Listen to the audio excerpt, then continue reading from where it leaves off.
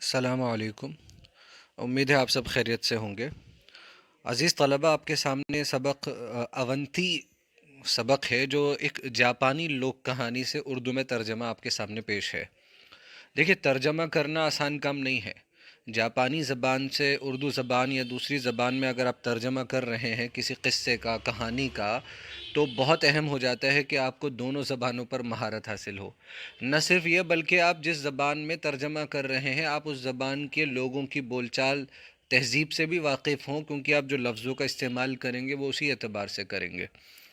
تو یہ اونتی یہ جاپانی لوک کہانی ہے۔ لوک کہانی آپ سمجھتے ہیں کیا ہوتی ہے؟ جو لوگوں کے درمیان ایک نسل سے دوسری نسل تک پہنچتی چلی جاتی ہے، معلوم نہیں ہوتا کہ یہ کہانی کہاں سے شروع ہوئی تھی، اس کہانی کو لکھنے والا کون تھا۔ آئیے بلا کسی تاخیر کے سبق پڑھتے ہیں۔ اونتی، اصل میں یہ اونتی جو ہے بہت حاضر جواب اور ذہین شخص ہے، اور آپ جانتے ہیں ایسے لوگوں کی ہم بڑی عزت کرتے ہیں اور بڑا اٹینشن ملتی ہے، ایسے لوگوں کو توجہ ملتی ہے جو فوراً کسی کی بات کا معقول جواب دے دیتے ہوں۔ آپ نے کوئی سوال کیا یا آپ نے کوئی ایسی بات کہی اور پلٹ کر فوراً معقول جواب حاضر ہو، اسے اب ہم کہتے ہیں حاضر جواب۔ ہر سچویشن میں، یعنی ہر حالت میں جو شخص جواب دے سکے، معقول جواب، ایرے غیرے الٹے سیدھے جواب نہیں، ہاں معقول جواب۔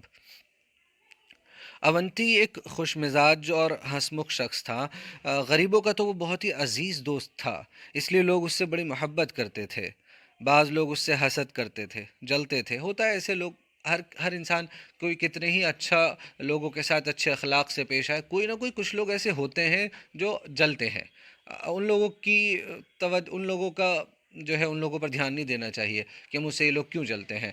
ہم وہ کریں جو صحیح ہے، چاہے لوگوں کو لوگ ہم سے جلیں یا نہ جلیں، لیکن صحیح کام کرنا چاہیے۔ جھوٹ بولنے سے یا ایسے کام کرنے سے کہ جس سے لوگ راضی ہو جائیں، ایسے کاموں سے بچنا چاہیے اگر اس سے ہمارے اخلاق خراب ہوتے ہوں تو۔ اور اس کو چڑھانے اور نیچا دکھانے کی طاق میں لگے رہتے تھے، لیکن اونتی اپنی سوجھ بوجھ سے الٹا انہی کو قائل کر دیتا تھا، الٹا انہی کو منوا دیتا تھا اپنی بات کہ ہاں یار بات صحیح کہی ہے۔ وہ اس کو نیچا دکھانے کی کوشش کرتے، لیکن بات ہمیشہ الٹی پڑ جاتی تھی۔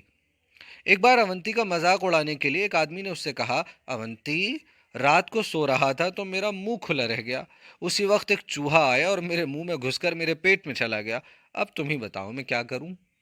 اونتی نے فوراً جواب دیا، یہ ہے حاضر جوابی، میرے دوست، بس ایک ہی علاج ہے، تم ایک زندہ بلی کو پکڑ کر اسے نکل جاؤ، تمہارا وہ چوہا ختم ہو جائے گا۔ ایک بار اونتی کسی دوست کی بارات میں گیا، بارات والوں کو بہت اچھا کھانا کھلایا گیا، اونتی نے بھی خوب ڈٹ کر کھانا کھایا۔ کھانا کھاتے وقت اس نے دیکھا کہ ایک مہمان مٹھائیاں صرف کھا ہی نہیں رہا ہے بلکہ جیب میں بھی بھرتا جا رہا ہے۔ اونتی بھلا ایسے موقع پر کب چوکنے والا تھا؟ وہ اپنی جگہ، یعنی ایسا موقع وہ کیسے چھوڑنے والا تھا؟ وہ اپنی جگہ سے اٹھا اور چائے کی کیتلی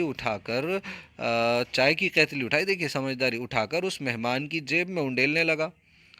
تو وہ ناراض ہو کر بولے، یہ کیا بدتمیزی ہے؟ چائے انڈیلتے انڈیلتے اونتی نے بھولے پن سے جواب دیا، بھائی میں آپ کو کوئی نقصان نہیں پہنچا رہا ہوں، آپ کی جیب نے بہت ساری مٹھائیاں کھائی ہیں، اس لیے اسے پیاس بھی ضرور لگی ہوگی، میں اسے چائے پلا رہا ہوں، میں تو الٹا احسان کر رہا ہوں آپ کی مٹھائیوں پر۔ ایک بار اونتی کے ملک میں 3 غیر ملکی تاجر آئے، دوسرے ملک کے، غیر ملک یعنی جو اس ملک کے نہیں تھے، تاجر یعنی بزنس مین۔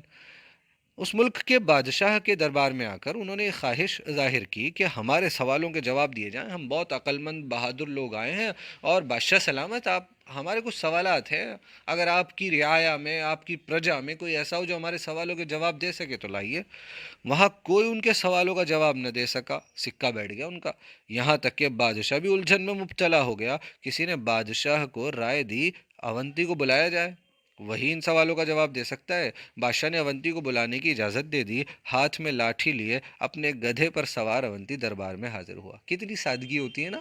ایسے لوگ جو حاضر جواب ہوں، عقل مند ہوں، سمجھدار ہوں، سوجھ بوجھ رکھتے ہوں، وہ شہرت، عزت کے پیچھے نہیں بھاگتے، ہاں وہ دکھاوا نہیں کرتے، ان کے اندر دکھاوا نہیں ہوتا، دکھاوا تو الگ نظر آ جاتا ہے۔ بادشاہ نے اسے تاجروں کے سوالوں کا جواب دینے کا حکم دیا۔ اونتی نے کہا کہ تاجر اپنے سوال پوچھیں، میں جواب دینے کے لیے تیار ہوں۔ پہلے تاجر نے سوال کیا، بتاؤ زمین کا مرکز کہاں ہے؟ زمین کا سینٹر کہاں ہے، زمین کا کیندر کہاں ہے، مرکز کہاں ہے؟ اونتی نے کسی تامل کے بغیر، کسی جھجک کے بغیر، بغیر رکے ہوئے کہا، بغیر رکے ہوئے لاٹھی سے اپنے گدھے کی طرف اشارہ کر کے کہا، ٹھیک وہاں جہاں میرا گدھا کھڑا ہے، جہاں میرے گدھے کا اگلا دایاں قدم رکھا ہوا ہے، وہیں زمین کا مرکز ہے، وہی ہے زمین کا سینٹر۔ اونتی کا جواب سن کر تاجر بہت متعجب ہوا، حیرت میں پڑ گیا، تعجب میں پڑ گیا۔ اس نے پوچھا، آپ کو کیسے معلوم ہوا کہ مرکز وہیں پر ہے اور کسی دوسری جگہ نہیں ہے؟ آپ نے کیسے اندازہ لگایا، آپ نے کیسے بتا دیا، یہ جواب کیسے دے دیا بھائی؟ اگر آپ یقین نہیں کرتے، اونتی نے کہا، اگر آپ دیکھیے یہ واوین ہے نا، کسی کی بات کو ہو بہو نقل کر دینا، یہ واوین، یہ سوال آئے گا آپ کا رموز اوقاف۔ اگر آپ یقین نہیں کرتے ہیں تو جا کر خود ناپ لیں، مرکز اس جگہ سے بال برابر بھی ادھر یا ادھر نکلے تو میں مان لوں گا کہ میرا جواب غلط ہے۔ آپ ناپیے، اس کام کو آپ کریے، آپ نے سوال پوچھا، آپ کو اعتراض ہے نا میرا جواب صحیح ہے کہ نہیں ہے، ناپ لیجیے، مجھے تو اعتراض نہیں ہے۔ اونتی کے جواب سے تاجر لاجواب ہو گیا، تاجر کے پاس اب کوئی جواب نہیں بنا، لاجواب، جواب نہیں بنا۔ اونتی نے اب دوسرے تاجر سے اس کا سوال پوچھا۔ دوسرے تاجر نے کہا، کیا آپ بتا سکتے ہیں کہ آسمان میں کتنے تارے ہیں؟ اونتی نے فوراً ہی جواب دیا، میرے گدھے کے بدن پر جتنے بال ہیں، آسمان میں ٹھیک اتنے ہی تارے ہیں، نہ ایک کم نہ ایک زیادہ۔ ہاں، اور اگر اعتراض ہے، تاجر نے پوچھا، آپ ہی کیسے ثابت کر سکتے ہیں؟ اونتی بولا، یقین نہ آئے تو گن کر دیکھ لو، اگر کم یا زیادہ ہو تو کہنا مجھ سے۔ تاجر بولا، بھلا گدھے کے بال کیسے گنے جا سکتے ہیں بھائی؟ اونتی نے کہا، تو تم ہی بتاؤ یار، کیا آسمان کے تارے کیوں کر گنے جا سکتے ہیں، کیسے گنے جا سکتے ہیں؟ بیچارہ تاجر کوئی جواب نہ دے سکا، چپ ہو گیا۔ اب تیسرے تاجر کی باری آئی۔ اونتی نے اس سے بھی سوال پوچھنے کو کہا۔ تیسرے تاجر نے اپنے سر کی طرف ہاتھ اٹھا کر کہا، اچھا بتاؤ میرے سر پر کتنے بال ہیں؟ ویسا ہی سوال جیسا دوسرا سوال تھا۔ اونتی نے ہنس کر کہا، اگر تم بتا دو کہ میرے گدھے کی دم میں کتنے بال ہیں تو میں تمہارے سر کے بالوں کی تعداد، گنتی بتا دوں گا۔ یہ سن کر تاجر لاجواب ہو گیا اور بغلیں جھانکنے لگا۔ محاورہ ہے بغلیں جھانکنے لگنا، ادھر ادھر دیکھنے لگنا، جب کوئی جواب نہ بن سکے، آنکھوں سے آنکھیں بندہ نہ ملا سکے تو کیا کرتا ہے، ادھر ادھر دیکھنے لگتا ہے، اسے کہتے ہیں بغلیں جھانکنے لگا، محاورہ ہے، یہ آ سکتا ہے امتحان میں، پتہ بھی ہونا چاہیے نا، اچھا لگتا ہے۔ سب درباری، دربار میں جتنے درباری تھے، بادشاہ کے درباری، اونتی کے جواب کی جمع جوابات سن کر حیرت میں تھے۔ بادشاہ نے اسے حاضر جوابی اور ہوشیاری کا انعام دیا اور تینوں تاجر اپنا منہ لٹکائے واپس چلے گئے۔ منہ لٹکانا۔ ایک بار ایک غریب مزدور نے ایک سرائے والے سے مرغی کا کباب لے کر کھایا۔ اس دن اس کے پاس پیسے نہ تھے، وہ قیمت فوراً نہ دے سکا اور دوسرے دن کا وعدہ کر کے چلا گیا، بھائی اگلے دن دے دوں گا۔ جب وہ دوسرے دن قیمت دینے آیا تو سرائے والے نے اس سے 1,000 روپے طلب کیے۔ وہ بازار میں جس کی دکان تھی، اس نے 1,000 روپے مانگے۔ مزدور کا منہ حیرت سے کھلا رہ گیا۔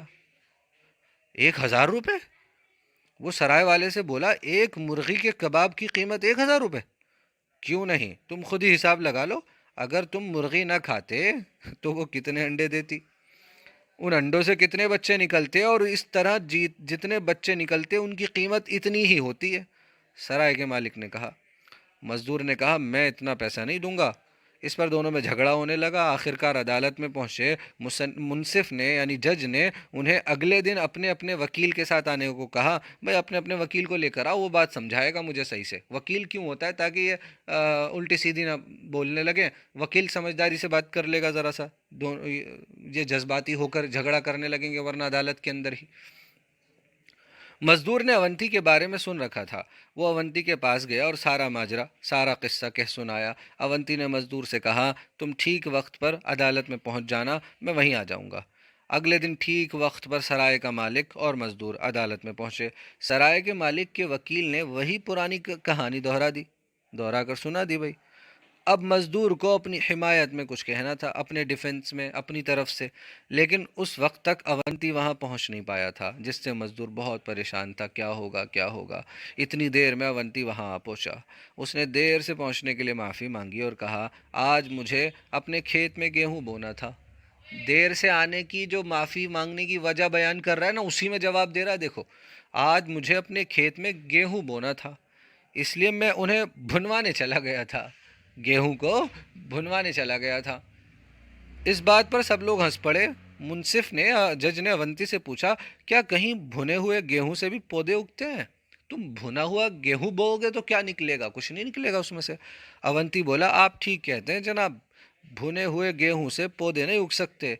इसी तरह भुनी हुई मुर्गी भी अंडे नहीं दे सकती, कबाब बन रहे हैं उसके, अंडे कैसे दे देगी। मुंसिफ को अवंती की बात बिल्कुल ठीक मालूम हुई, इसलिए उसने फैसला सुनाते हुए कहा, सराय के मालिक को सिर्फ एक मुर्गी की कीमत पाने का इख्तियार है। एक मुर्गी की कीमत पा सकता है जिसके उसने कबाब कबाब खाए हैं। तो जापानी लोक कहानी तर्जमा किया गया है, लफ्ज़ मानी पढ़ें और सोचिए और बताइए, अवंती ने ज़मीन का मरकज़ कहाँ बताया, अपने गधे के अगला दाया कदम। ठीक है। तो इस तरह आप देखते हैं सवाल जवाब में कुछ बहुत ज़्यादा मुश्किल बात है नहीं, आप चारों कर सकते हैं। मुहावरों पे तवज्जो देने की ज़रूरत है। नीचा दिखाना जुमलों में इस्तेमाल करना है, इसी तरह इम्तिहान में भी पूछा जा सकता है। किसी को नीचा दिखाना, नीचा दिखाना यानी बेइज्जत करना, उसको जलील करना, है ना। तो कह सकते हैं आपके दोस्तों के सामने अनस ने मुझे नीचा दिखा दिया, है ना। ऐसा कोई वाक़या नकल करें कि उसने सबके सामने मेरी एक कमी बयान करते हुए मुझे नीचा दिखा दिया। मुंह लटकाना, कब लटकाता है आदमी मुंह, है ना। इसी तरह बगले झांकना, इधर उधर देखना, जब कोई जवाब न बन पड़े तो क्या हुआ, जब असद से कोई जवाब नहीं बन सका तो वो बगलें झांकने लगा बचने के लिए। इसी तरह मुंह लटकाना, शर्मिंदा हो जाना। हाँ, अवंती का जो है जवाब सुनकर क्या हुआ, दरबारियों ने या उन ताजिरों ने क्या लटका लिए, मुंह लटका लिए। जुमलों में इस्तेमाल करना है, खाली जगहों को भरना है, कुछ भी बात नहीं है इसमें। तो अवंती की हाजिर जवाबी के बारे में चंद जुमले लिखिए। तो इस तरह आपने देखा सबक हमें ये पैगाम देता है कि हमें समझदारी से सूझबूझ से काम लेना चाहिए, और समझदार और लोगों की कदर करनी चाहिए, और किसी को नीचा दिखाने की कोशिश में नहीं लगे रहना चाहिए, है ना। जिस तरह इससे लोग जलते थे, उस समझदारों से जलना भी नहीं चाहिए। किसी के पास अल्लाह ने किसी को अच्छा इल्म दिया है, अच्छी समझ दी है, तो बजाय उससे जलने के उससे फ़ायदा उठाना चाहिए। उसके इल्म से, उसकी सूझबूझ से, उसकी समझदारी से फैज़ उठाओ, फ़ायदा हासिल करो, है ना। जलने से कोई फ़ायदा नहीं होता। हसद तो नेकियों को ख़त्म कर देता है, हसद जलना नेकियों को ख़त्म करता है, जैसे आग लकड़ी को जला देती है। ठीक है, शुक्रिया।